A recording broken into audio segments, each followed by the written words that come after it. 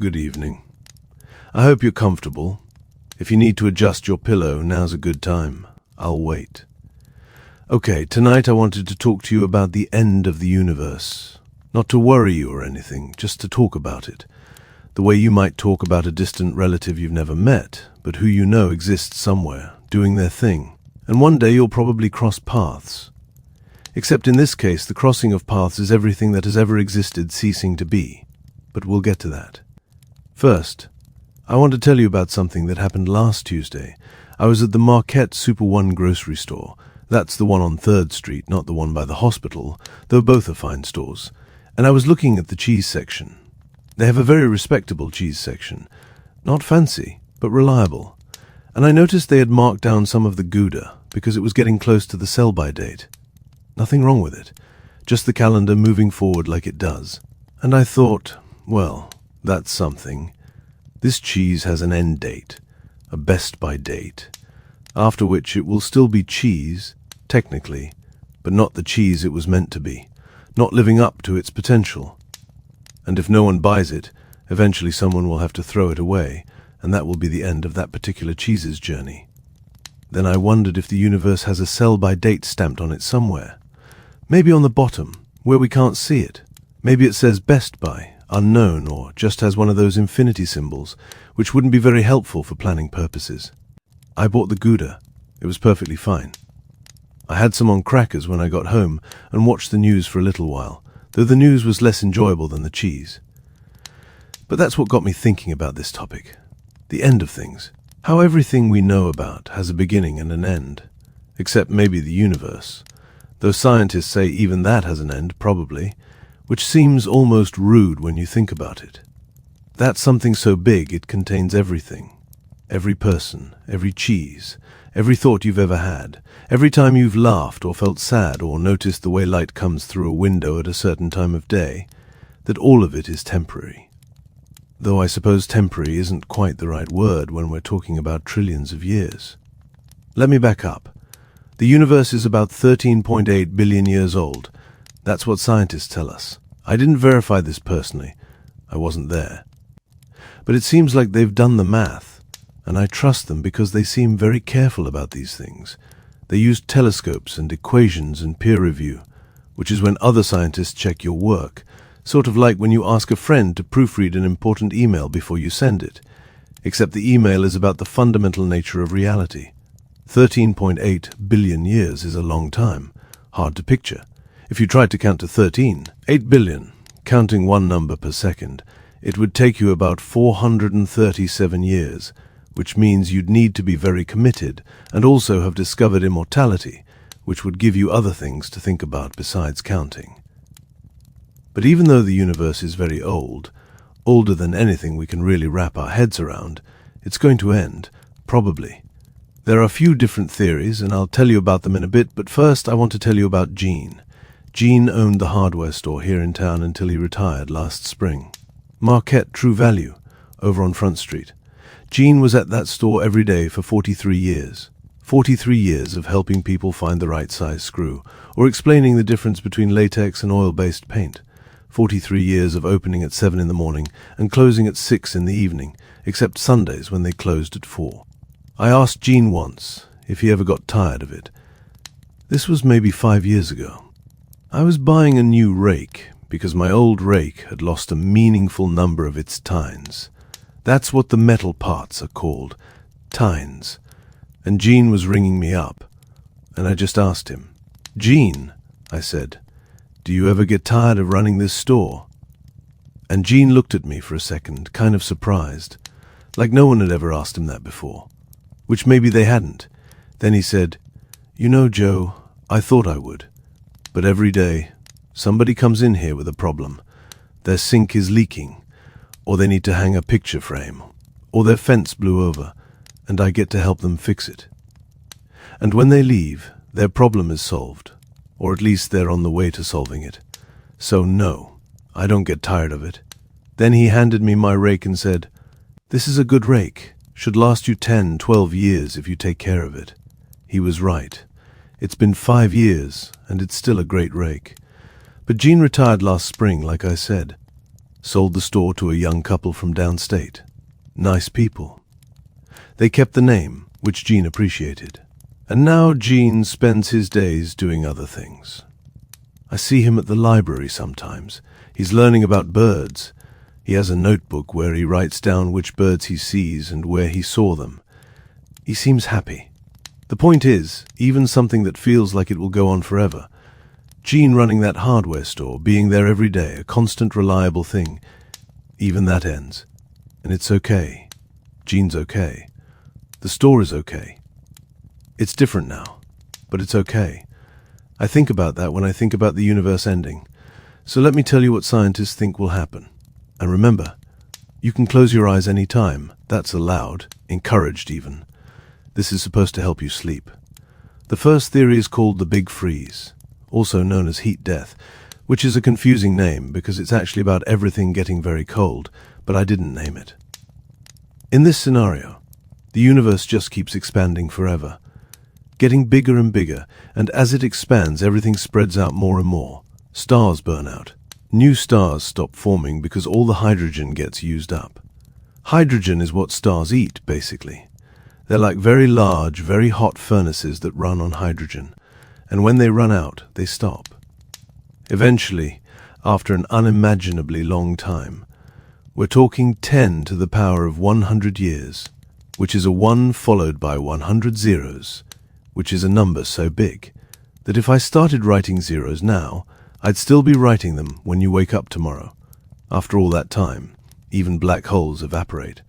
They do this very slowly through a process called Hawking radiation, named after Stephen Hawking, who figured this out and was a very smart man who said a lot of interesting things about the universe and also was on The Simpsons once, which I thought was nice of him. Once even the black holes are gone, all that's left is a very thin soup of particles floating in an impossibly vast darkness, getting farther apart from each other forever until there's no energy left anywhere to do anything. No light, no heat, no movement, just silence and cold. The kind of cold that makes a Michigan winter seem like a sauna. That's the Big Freeze.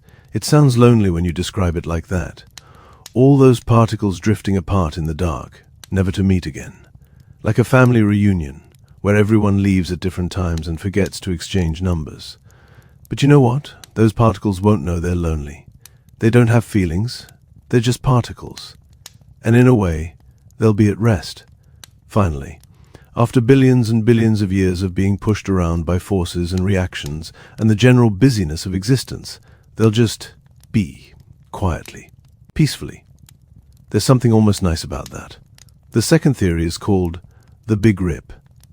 This one is more violent, though it won't feel violent because it happens to everything all at once, so there's no one left to have feelings about it. In this scenario, dark energy, which is a mysterious force that's making the universe expand faster and faster, and we don't really understand it, we just know it's there, like knowing there's a raccoon in your attic even though you've never seen it, you just hear it moving around at night. In this scenario, that dark energy gets stronger and stronger, and it starts pulling things apart. First, galaxy clusters break apart, then galaxies themselves, then solar systems, then planets, then eventually atoms themselves get ripped apart, and then even the nuclei of atoms, the very center part that holds protons and neutrons together with one of the strongest forces in nature, even that gets torn apart. This would happen about 22 billion years from now, give or take, which is still a very long time, longer than the universe has existed so far. So there's no rush. At the moment of the Big Rip, everything just stops being structured matter and becomes a kind of spray of fundamental particles that can't hold together anymore. And then it's over. I tried to explain this to my neighbor Mike, and he said, "That sounds stressful." And I said, "Well, you won't be there to experience the stress." And he said, "That's good. I have enough stress at work."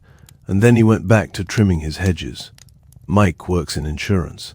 He has a different kind of stress than cosmological stress. The third theory, and this one is my favorite, though I'm not sure you're supposed to have favorites when it comes to the end of everything, is called the Big Crunch. In this one, the universe eventually stops expanding and starts contracting. Gravity pulls everything back together. Galaxies start moving toward each other instead of away. And over billions of years, everything, all matter, all energy, all space itself, collapses back into a single point. A singularity, the same kind of infinitely dense point the universe started from in the Big Bang. And here's the interesting part. Some physicists think that when everything crunches back together, it might bounce, might explode outward again in another Big Bang, creating a new universe. And maybe that new universe would have different physical laws, different kinds of particles, different kinds of stars, different everything, and maybe, this is just speculation, not science, but it's interesting to think about, maybe that's already happened. Maybe our universe isn't the first one. Maybe there have been countless universes before ours, each one expanding and contracting like a heartbeat, like the universe is breathing, in and out, Big Bang and Big Crunch, over and over, forever, or maybe not forever. Maybe eventually the bouncing stops and everything just stays crunched, but we don't know. There's a lot we don't know. When I was in 5th grade, my teacher, Mrs. Henriksen, told us that there are more stars in the universe than grains of sand on all the beaches on Earth.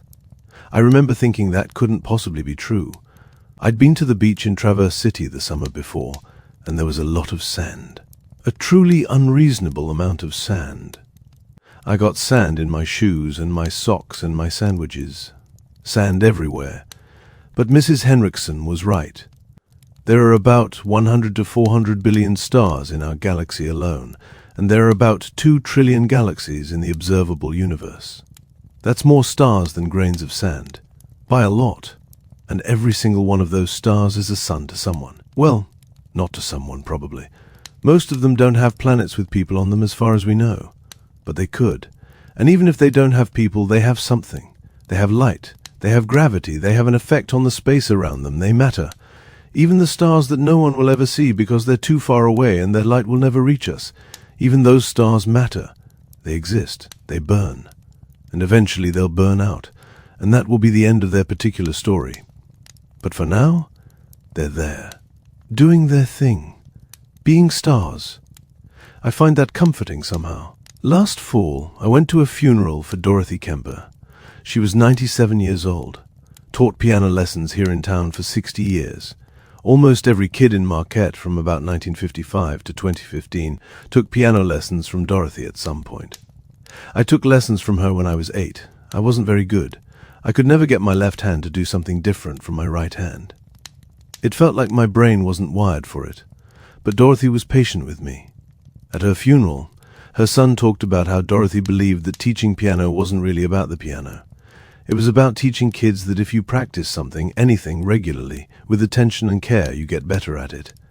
And that lesson carries over into everything else. Work, relationships, life. Dorothy taught hundreds of kids that lesson, maybe thousands. And now those kids are adults, and some of them are teaching their own kids the same thing. And Dorothy is gone, but the things she did, the care she put into the world, that's still rippling outward, still having effects. She ended, but her influence didn't. Not really. Not yet. And maybe that's true for everything. Maybe when the universe ends, however it ends, whenever it ends, maybe some influence from it carries forward into whatever comes next, if anything comes next. We don't know. But it's possible. Or maybe nothing comes next, and that's okay too. I'm going to tell you about something I saw yesterday morning. I woke up early, earlier than I needed to. It was still dark, about 5:30 in the morning, and I couldn't fall back asleep, so I got up and made coffee and sat at my kitchen table and looked out the window. And as I was sitting there watching the sky, the sun started to come up, slowly, the way it always does. The darkness faded to dark blue, then lighter blue, then this pale orange color along the horizon. And then the sun itself appeared. Just the top edge at first, like someone sliding a plate onto a table from underneath. And I thought, this has been happening every morning for 4.6 billion years. Every single morning, the sun has risen over this part of the earth. Long before there were people here. Long before there were people anywhere. Before there were trees or grass or birds. Back when this was all just rock and water and slowly evolving bacteria that didn't care about sunrises. The sun rose then, and it rose yesterday, and it'll rise tomorrow. For about another 5 billion years, according to scientists. Then the sun will start to run out of hydrogen, and it'll expand into a red giant and likely swallow the earth, and that'll be the end of sunrises here. But that's a long time from now. Plenty of time for a lot more sunrises. And even after our sun dies, other suns will keep rising on other planets around other stars, for trillions of years, until eventually they don't, until all the stars burn out and there are no more sunrises anywhere. But for now, they keep happening.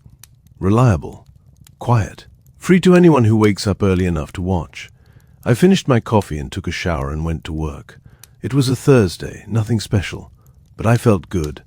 I felt like I had seen something important, even though it was just a regular sunrise, the same thing that happens every day. Sometimes I think the regular things are the most important things. There's a diner in town called the Delft. It's been there since 1947. They serve breakfast all day, which I appreciate, because sometimes you want eggs at 2 p.m., and there's no good reason you shouldn't be able to have them. The Delft has a waitress named Carol who has worked there for 32 years. She knows everyone's regular order. When I walk in, she just nods and brings me coffee. Decaf, because regular coffee in the afternoon makes me jittery, and doesn't ask what I want because she already knows. 2 eggs over easy, wheat toast. No hash browns, because I don't care for hash browns, though I know that's an unpopular opinion. Carol's been doing this for 32 years. Taking orders, bringing food, refilling coffee, making small talk. Remembering that Jim takes his coffee black and Susan doesn't like onions in her omelette, and I don't want hash browns. And in some way, Carol is holding the community together. She's a consistent point of contact, a familiar face, someone who's always there, every shift, doing her job with care and attention. One day Carol will retire, or the Delft will close, or something will change. Everything does eventually. But right now, today, Carol is there, and that matters. When I think about the end of the universe, I think about Carol, not in a literal way. Carol isn't going to be around for the end of the universe. Neither am I. Neither are you, probably. Unless you're some kind of immortal being. In which case, I'm very sorry for your situation, because watching everyone you know age and die while you continue on would be extremely difficult emotionally. And also, you'd have a lot of time to kill. But I think about Carol because she represents something that's also true about the universe. Things continue until they don't. And while they're continuing, they have meaning. They have purpose. Even if that purpose is just bringing someone eggs the way they like them. The universe exists. It's here, it's doing its thing. And one day it won't be, but right now it is. And we're in it. We're part of it. Made of it, actually. Every atom in your body was forged inside a star billions of years ago. You are literally made of star material. You're a collection of atoms that used to be inside stars, and before that they were part of the Big Bang itself, and now they're arranged in the specific configuration that makes you you. And one day those atoms will be part of something else. Maybe a tree, maybe soil. Maybe they'll get scattered and become part of lots of different things, but they'll still be around. For a very long time. Until eventually they won't be. When the universe ends, those atoms will end too, or become something so different they're not really atoms anymore. But that's so far in the future that it's almost abstract. It's like worrying about what's going to happen 1,000 years from now. You can think about it, and it's interesting to think about, but it doesn't change what you need to do today. Today you still need to eat and sleep, and maybe call your mother if you haven't talked to her in a while. The universe ending in trillions of years doesn't make those things less important. If anything, it makes them more important, because this is the time we have, right now, this moment. This particular arrangement of atoms and energy and consciousness. It won't last forever, but it doesn't need to. There's a tree outside my house, a maple tree. It was there when I moved in, and it'll probably be there long after I move out, assuming I move out, which I might not. It's a good house. Every fall, the maple tree loses its leaves. They turn red and orange first, which is nice, and then they fall off. And the tree stands there all winter, bare branches against the sky, looking a little sad if I'm being honest.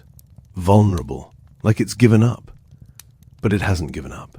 It's just resting, conserving energy, waiting. And then spring comes, and the tree grows new leaves, bright green, fresh, and the whole cycle starts again. The tree does this every year. Has been doing it for probably 60 or 70 years, based on its size. Will keep doing it for another 60 or 70 years probably, unless something happens to it. A storm. Disease. Someone deciding it's in the way and cutting it down, which would be sad but also is the kind of thing that happens sometimes. Eventually the tree will die. Everything does, but right now it's alive. And every spring it makes new leaves, and every fall it lets them go, and it doesn't seem bothered by this. It's just what trees do. I admire that. The tree's acceptance of its own cycle. It doesn't try to hold on to its leaves in the fall. Doesn't panic when winter comes. Just lets go and waits for spring. Maybe the universe is like that too. Maybe it knows what it's doing. Maybe it's not worried about the ending because endings are just part of the cycle. Big bang, expansion, heat, death or rip or crunch, and then maybe something else. Maybe another big bang. Maybe nothing. Maybe something we can't even imagine. The tree doesn't know it's going to die. It just lives, does what trees do, makes leaves, makes seeds, provides shade, houses birds. We know we're going to die. That's the difference between us and trees. We have the burden of knowledge. We know our time is limited. We know everyone we love will die, and will die, and eventually everyone who remembers us will die, and it'll be like we were never here at all. Except that's not quite true. Because we are here. We were here. We affected things. We changed the world, even in small ways. We were kind to someone. Or we weren't kind and we wish we had been. We made things. We broke things. We loved people. We did our best or we didn't, and we learned from that. All of that happened. All of that was real, and even though it won't last forever, it was still real while it was happening. I had a dog when I was growing up. Her name was Sadie. She was a yellow lab, very sweet. Not particularly smart, but very sweet. She lived for 13 years, which is a good long life for a dog. When Sadie died, I was 25. I'd moved away from home by then, but I came back for a few days to be with my parents. We buried Sadie in the backyard, under the birch tree, which was her favorite spot to lie in the summer. My dad didn't cry at the funeral for his own father. I was there. I saw him. He was stoic, dignified. But when we buried Sadie, my dad cried. Just a little. Just a few tears that he wiped away quickly and pretended weren't there. Later that night, we were sitting on the porch, my dad and I not really talking, and he said, "That was a good dog."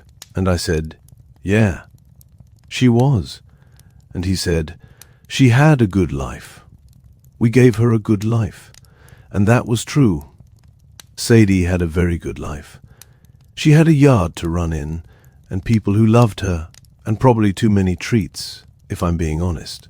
She was happy every day. Dogs are good at being happy.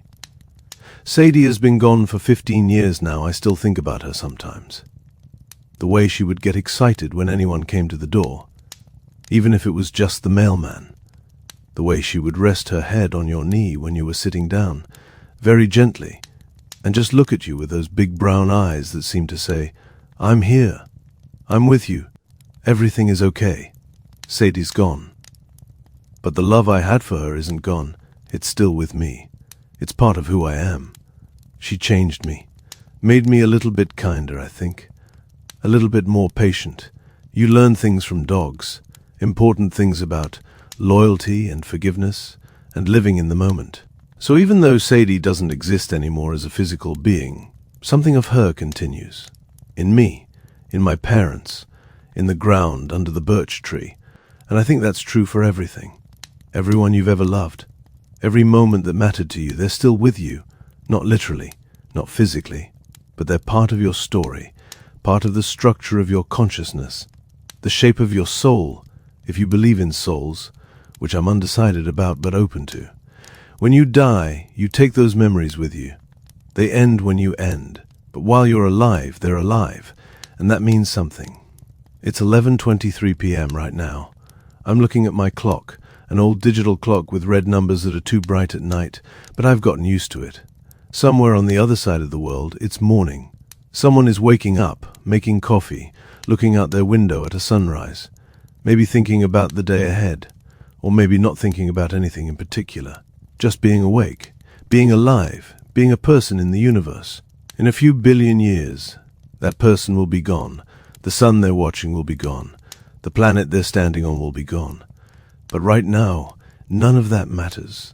Right now, they're there. They exist. And so do you. You're here, right now, listening to me talk about the end of the universe. Which is a strange thing to do when you think about it. We could be talking about anything: cheese, rakes, the way light looks through trees in the afternoon, but instead we're talking about incomprehensibly distant cosmic events that won't affect us in any practical way. And yet, here we are. I think humans like to think about big things. It's part of our nature. We look up at the sky and wonder what's out there. We think about where we came from and where we're going. We ask questions that don't have answers, and we ask them anyway. Dogs don't do that. Sadie never once wondered about the heat death of the universe. She was too busy being a dog, smelling things, chasing squirrels, resting her head on your knee.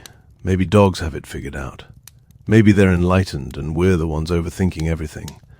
But I don't think I'd want to be a dog, even though they seem happy, because then I wouldn't get to think about things like this. I wouldn't get to learn about stars and galaxies and dark energy. I wouldn't get to stand outside at night and look up and feel that particular combination of wonder and terror that comes from realizing how big everything is and how small you are. That feeling is worth something, even if it's uncomfortable sometimes. When I was 16, I went on a camping trip with my uncle in the Upper Peninsula. We drove up past Munising and found a campsite way out in the woods, no one else around. This was in August, warm nights, clear skies. We set up the tent and made a fire and cooked hot dogs, which is the correct camping food even though they're not very nutritious. After dinner we let the fire die down and we just sat there in the dark looking up. And I had never seen so many stars. In town you see some stars, the bright ones, but out there away from all the lights you could see thousands of them. The Milky Way stretched across the whole sky like a cloud made of stars. Which is what it is, actually. Our galaxy seen from the inside. My uncle pointed out some constellations: Cassiopeia, the Big Dipper, Ursa Major. He wasn't an astronomer or anything, he just knew a few. His father had taught him when he was a kid, and now he was teaching me. And I remember lying on my back on the ground, looking up at all those stars and feeling very small, but not in a bad way. More like relieved, like all the things I was worried about. School, and whether Amy Jacobson liked me back, and whether I'd make the baseball team.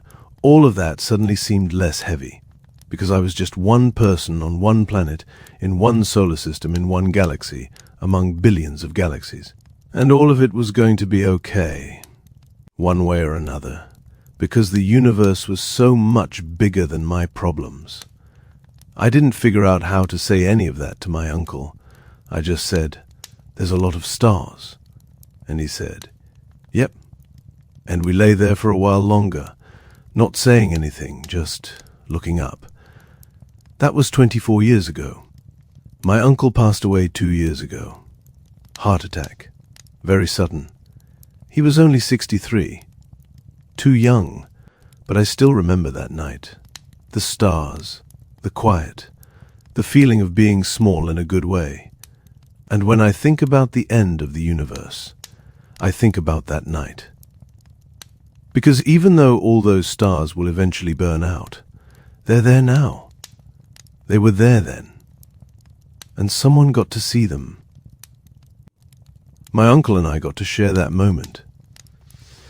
Got to be two people lying on the ground, looking up at infinity, not saying much. That happened.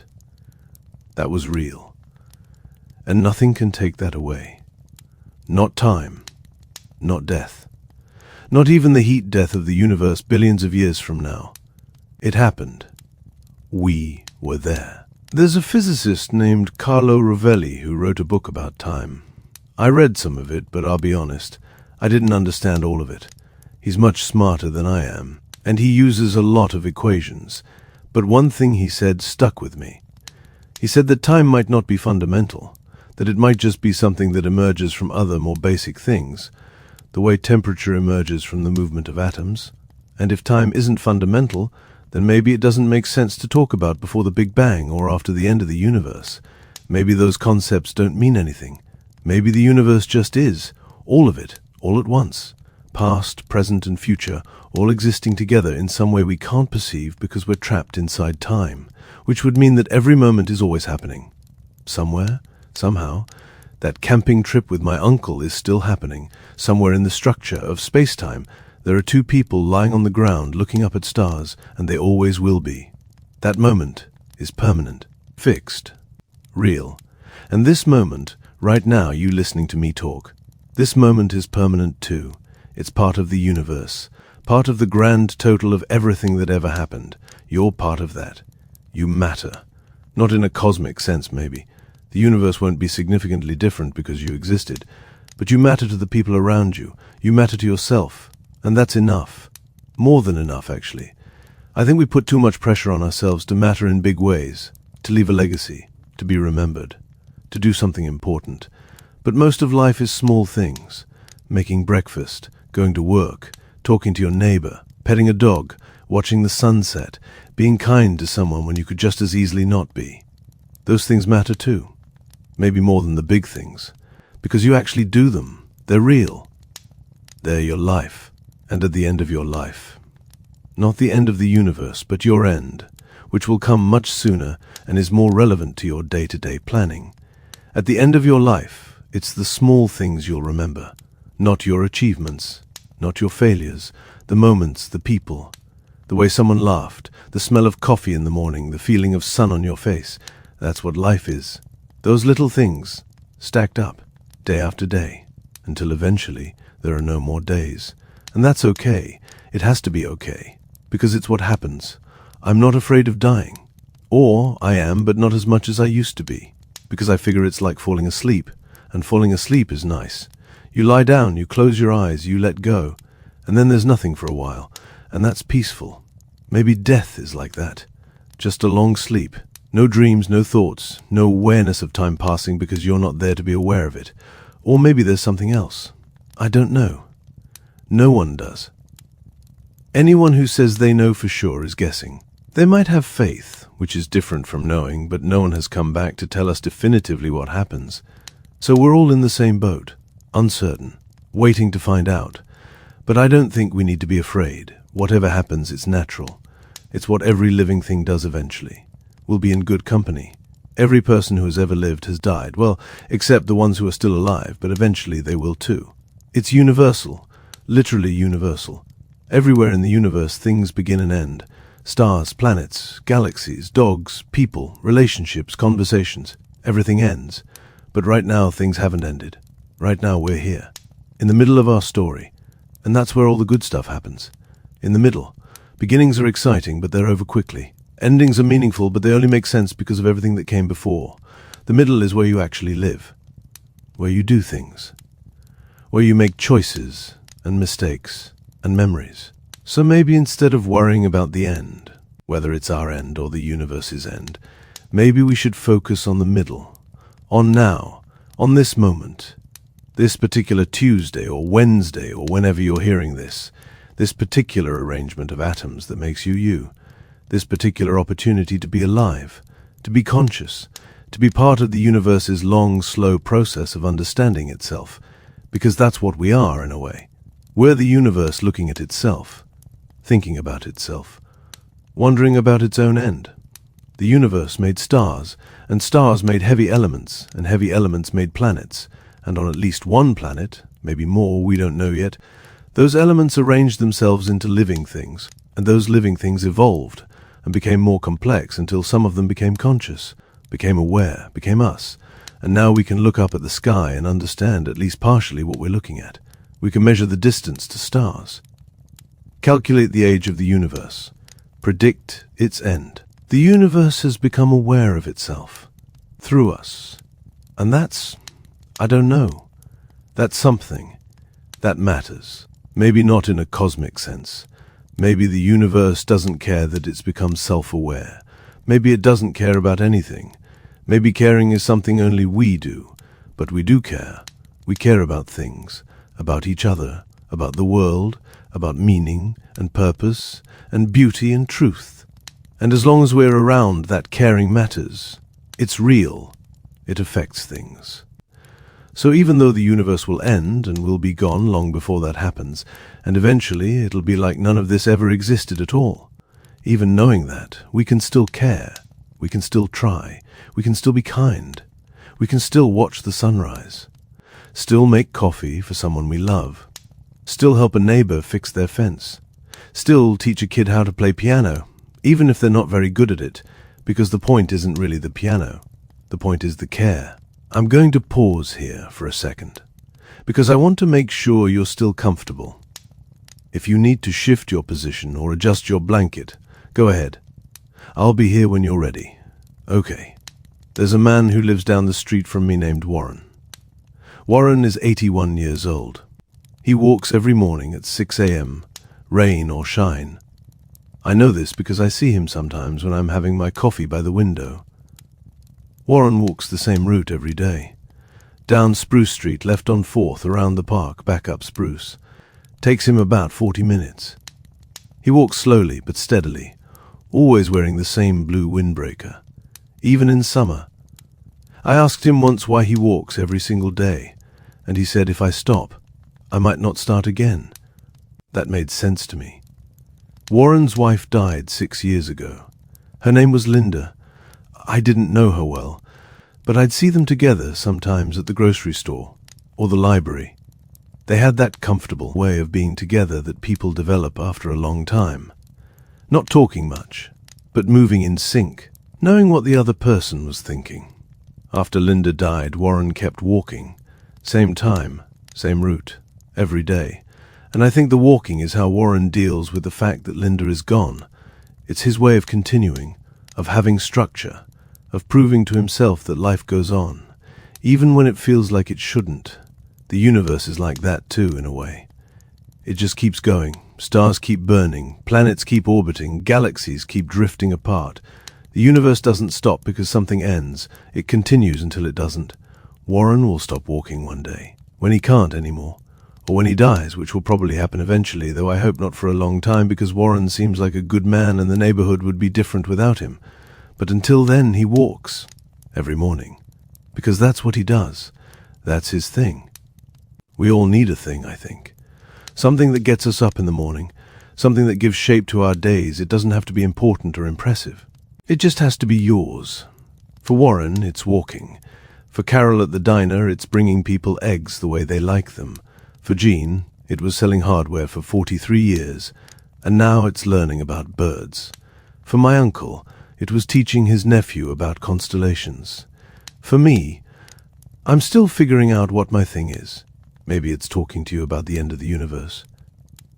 Maybe it's teaching choir to middle schoolers, which is what I do for work and which is harder than it sounds because middle schoolers are at an awkward age where they're not sure if they want to care about things yet. But sometimes when we get a song right, when all their voices line up and create something beautiful together, I think maybe that's it. Maybe that's my thing. Helping kids make something beautiful, even if it only lasts for 3 minutes, and then it's over, and they go back to being awkward middle schoolers who are embarrassed about everything.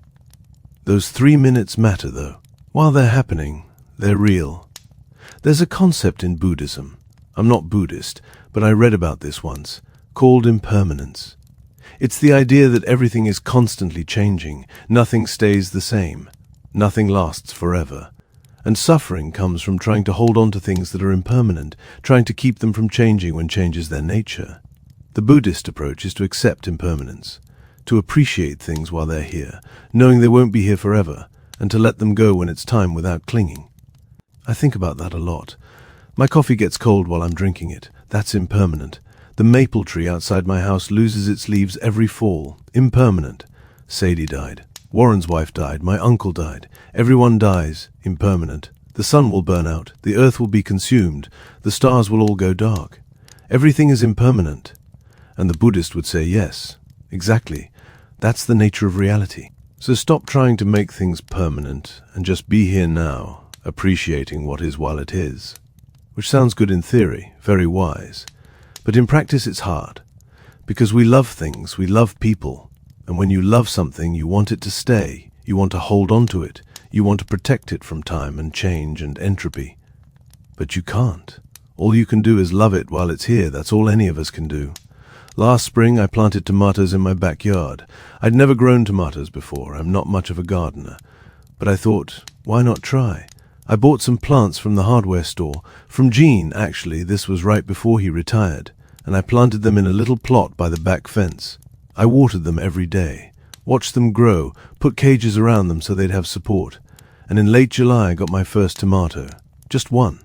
It was small and a little lopsided, but it was red and ripe, and I had grown it, from a plant, from dirt and water and sunlight. I picked it and took it inside and washed it and cut it up and put it on a sandwich. And it was the best tomato I'd ever had. Not because it tasted better than store-bought tomatoes, though it did taste pretty good, but because I had grown it. I had participated in the process. I had taken care of something and watched it become what it was meant to become. I got 4 more tomatoes from that plant before the season ended. Then the plant died. That's what tomato plants do. They're annuals. They grow, produce fruit, and then they die, all in one season. But I have the seeds from those tomatoes. I saved them, dried them out, put them in a little envelope in my drawer, and maybe next spring I'll plant them and grow more tomatoes. Or maybe I won't. Maybe I'll forget about them or get busy with other things, but I could. The possibility is there. And that's something, isn't it? That something can end but also continue, in a different form. The plant died, but the seeds remain. The seeds contain the potential for new plants, new tomatoes, new seeds. It's a cycle, like the tree losing its leaves and growing new ones, like Warren walking the same route every day, like the universe itself, if the Big Crunch theory is right, expanding and contracting and expanding again, cycles within cycles within cycles. And we're part of that. We're part of the cycle. We're born, we grow, we live, we die. And the atoms that made us become part of something else. And the love we gave to people continues on in them, shaping who they are, influencing how they treat others. And the things we made, the songs, the stories, the tomatoes, the buildings, the ideas, they outlast us for a while. And then they end too, eventually. But while they existed, they were real. All of it was real. I think that's what I'm trying to say. I'm not sure I'm saying it very well. It's hard to put into words this feeling I have about existence and meaning and the end of things. But it's something like this. Even though everything ends, it's still worth caring about. Still worth paying attention to. Still worth showing up for. Because the alternative is to not care. To say, well, it's all going to end anyway, so why bother? And I don't think that's the right response. I think the right response is, yes, it's going to end. So let's make it good while it lasts. Let's be kind to each other. Let's pay attention. Let's notice the small things. The way light moves through trees, the sound of rain on a roof, the feeling of a dog's head on your knee. Let's make tomatoes and teach children and walk the same route every morning and bring people coffee the way they like it. Let's care about things, even though caring makes us vulnerable, even though it means we'll eventually lose what we care about. Because caring is what makes us human. It's what makes life worth living, and it's what gives meaning to the time we have. There's a poem I like. I don't remember who wrote it, and I don't remember most of it, but there's a line that goes something like, "Everything is borrowed from the world. We must give it back." That's true. We don't own anything, not really, not permanently. We borrow our bodies from the elements. We borrow our time from the universe. We borrow love from the people who give it to us. And eventually, we give it all back. Our bodies return to the earth. Our time runs out. The people we love move on or pass away. But while we have these things, they're ours. We get to use them. We get to experience them. That's the gift. Not that we get to keep things forever, but that we get to have them at all. I'm looking out my window right now. It's dark outside, almost midnight, but I can see a streetlight across the way, casting a small circle of yellow light onto the sidewalk. And there's a moth flying around the light, bumping into it, flying away, coming back. That moth probably won't live much longer. Moths don't live very long. Maybe a few weeks, maybe less. But right now, that moth is alive. It's flying.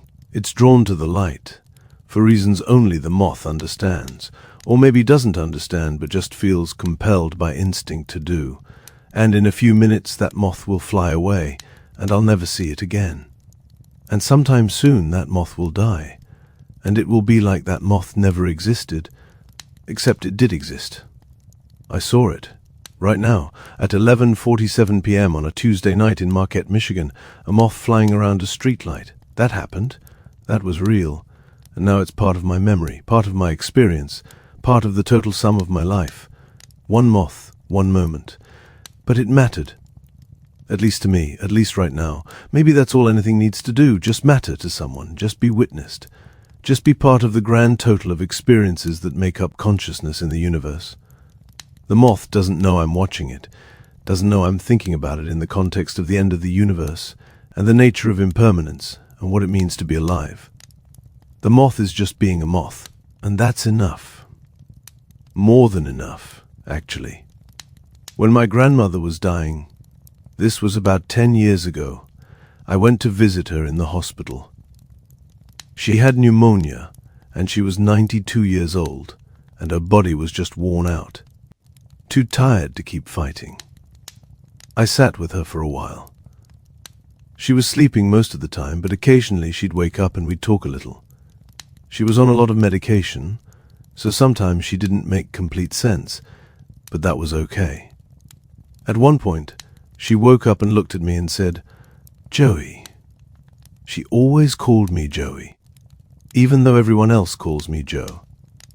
"Joey, did I do okay?" And I said, "What do you mean, Grandma?" And she said, "With my life. Did I do okay? Was it good enough?" And I didn't know what to say for a second, because that's a big question, and my grandmother was dying, and I wanted to give her the right answer. So I thought about it, and I thought about all the things my grandmother had done. She raised 4 kids. She worked as a nurse for 30 years. She volunteered at the church. She made quilts for all her grandchildren. She made the best apple pie I've ever had. And I'm not just saying that because she was my grandmother. But more than any of that, she was kind. She was patient. She listened to people. She remembered your birthday. She asked how you were doing and actually cared about the answer. So I said, "Yes, Grandma, you did great. You were exactly who you were supposed to be."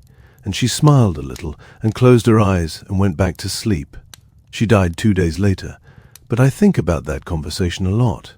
Her question, did I do okay? Because I think that's what we all wonder.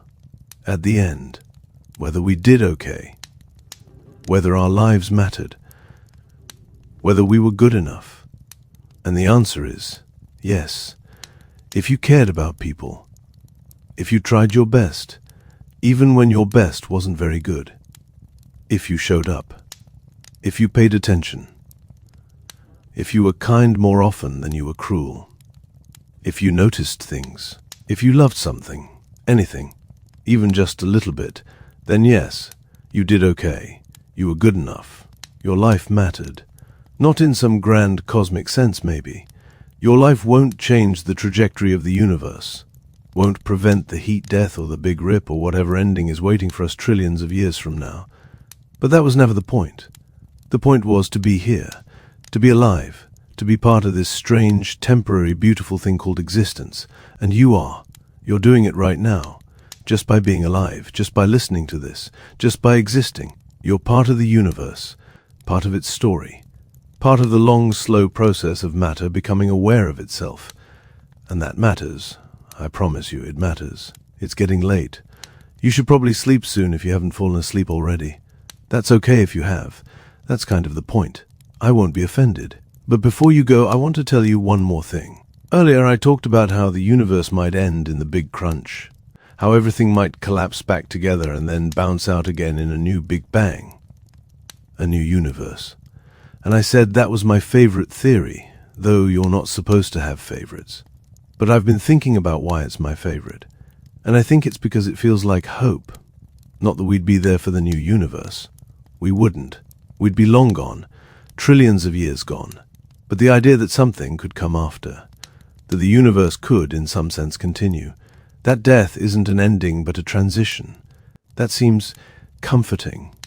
I don't know if it's true. Probably it's not. Probably the universe will just expand forever, and everything will slowly fade into cold darkness, and that'll be that. But maybe not. Maybe there's something else. Maybe there are things we don't understand yet, things we can't even imagine. Maybe the universe is stranger and more surprising than we think. And maybe that's okay. Maybe we don't need to know everything. Maybe some mystery is good.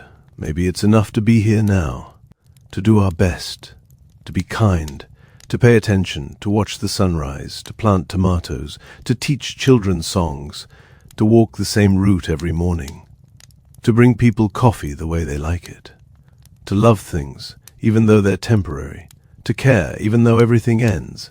Because right now things haven't ended. Right now we're here, in the middle of the story. And the middle is where all the good stuff happens. The sun will rise tomorrow morning, the same way it has for billions of years, the same way it will for billions more. Warren will take his walk, Carol will pour coffee, the maple tree will do whatever maple trees do in winter, which is rest and wait for spring. And you'll wake up, and you'll have another day, another chance to be part of this, to be alive, to be here. And that's enough. That's more than enough. That's everything. The moth is still out there, still flying around the streetlight, still being a moth. I should probably let you sleep now. Thank you for listening to me talk about the end of the universe. I know it's a strange topic, but I think it's important sometimes to think about big things, to remember that we're part of something larger than ourselves, something ancient and vast and mysterious, but also to remember that we're here, now, in this particular moment, this particular arrangement of atoms and consciousness, and that's a gift, one we get to open fresh every morning. So sleep well, rest, let your mind be quiet for a while, and tomorrow when you wake up, maybe take a moment to notice something, anything. The light coming through your window, the sound of birds, the feeling of being alive, just notice it. Be present for it. That's all you have to do. That's all any of us have to do, just be here, while we can. Because one day we won't be. But today we are, and that's good. That's very good. Good night. I'll be here if you need me. The universe will be here too, doing its thing, being the universe, until it isn't. But that's a long time from now. For now, just sleep, just rest, just be. Everything else can wait. Everything else will be there in the morning. Good night.